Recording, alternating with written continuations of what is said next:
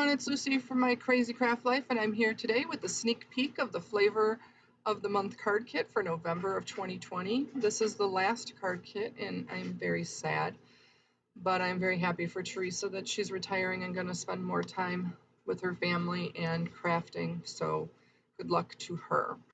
But this is my very first waterfall card that I ever made, and I made a lot of mistakes, and I'm going to walk you through the don'ts to do when you're making a waterfall card today. It's a standard A2 size card, so 5.5 by 4.25. You're going to need some layering panels for the front at 5.25 by 4 inches, and then by 2 inches by 5.25. You're going to need 4 4x4 squares of pattern paper, 4 3x3 squares that are going to be for your stamped images or sentiments. You're going to need a piece that's 8 inches by 1 inch. You're going to need a piece at 9.5 inches by 3.5 inches, and then another piece at 3.5 by 3.25 inches, and about a ribbon about 3 inches long. Now you're going to score the 9.5 by 3.5 inch piece at 3.25, 3.5, 3 3/4, 4 inches, and 4.25.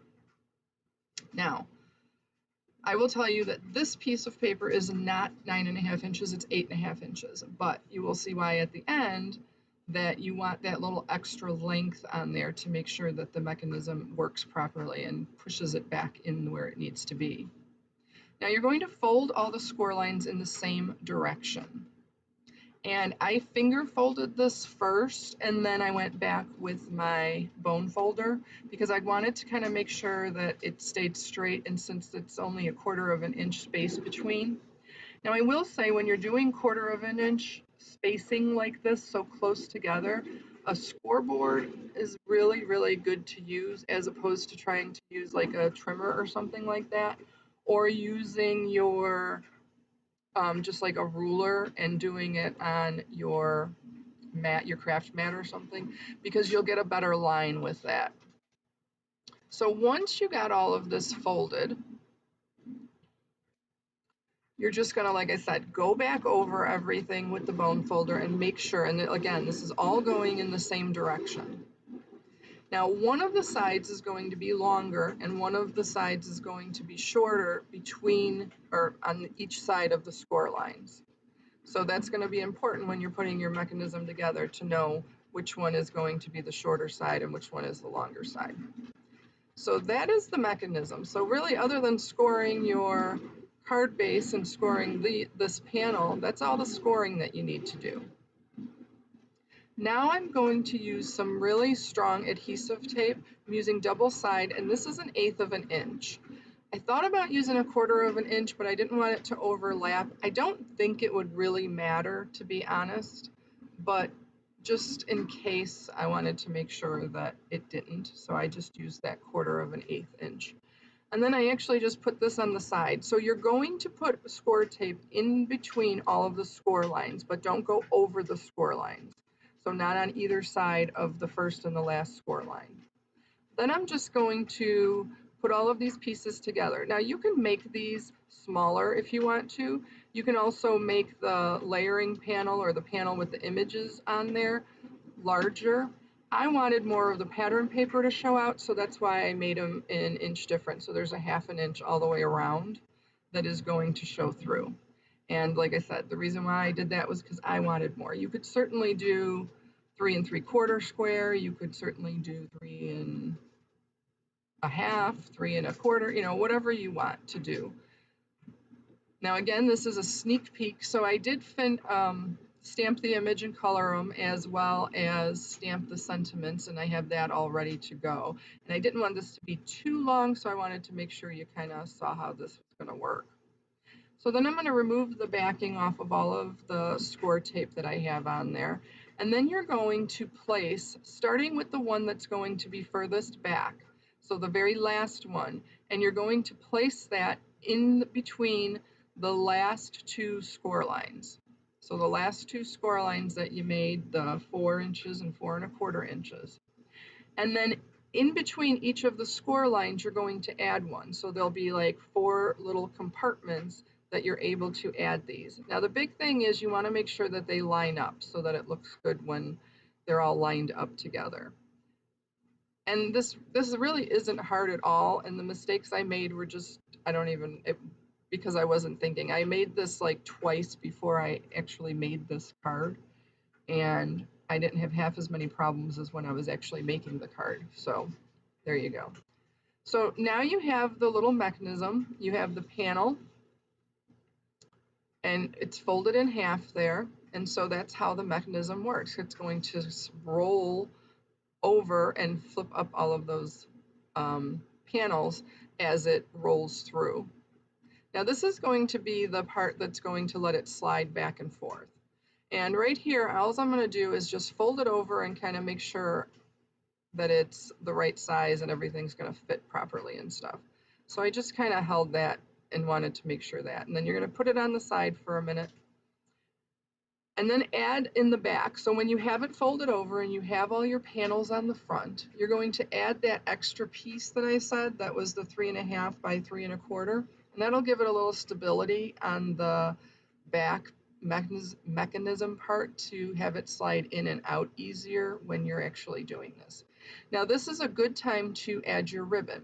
Now you'll see here I'm going to end up taking this ribbon out that I used because there's a couple of reasons. You can use a 2-inch piece if you make the longer card, because then it won't matter. But because I made my panel too short, this 2-inch piece wasn't long enough to be able to pull out the card as it went around. So adhering it in between and kind of making a sandwich out of the ribbon really helps it and makes it more stable. So you do definitely want to do that. But because then I adhered this down, I ended up having to go back and do it differently. So the next thing you do on the back panel, not on the piece that has the ribbon, but on the other panel, the back to where that last panel is for the cards that are going to flip, or the squares that are going to flip, you can adhere that down, and just that back panel.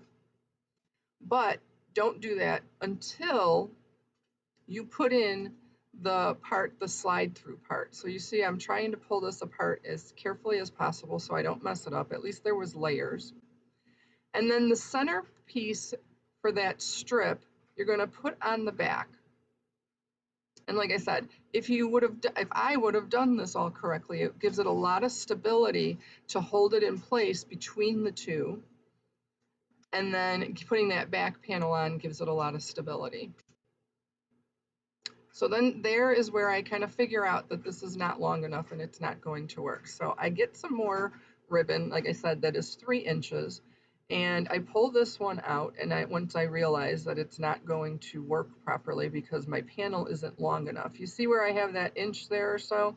That's where that extra space is going to go. And like I said, make it much easier to pull the waterfall part, the mechanism part, in and out of the card. So I just adhered this with some double-sided tape, and then I do also put some liquid glue on there. Now you want to make sure if you're using liquid glue or whatever kind of adhesive that you do not adhere that strip, that 8-inch by 1-inch strip, to that ribbon. So that has to be able to stay there and move. Now I'm going to let that sit over on the side and dry while I put the front of this card together.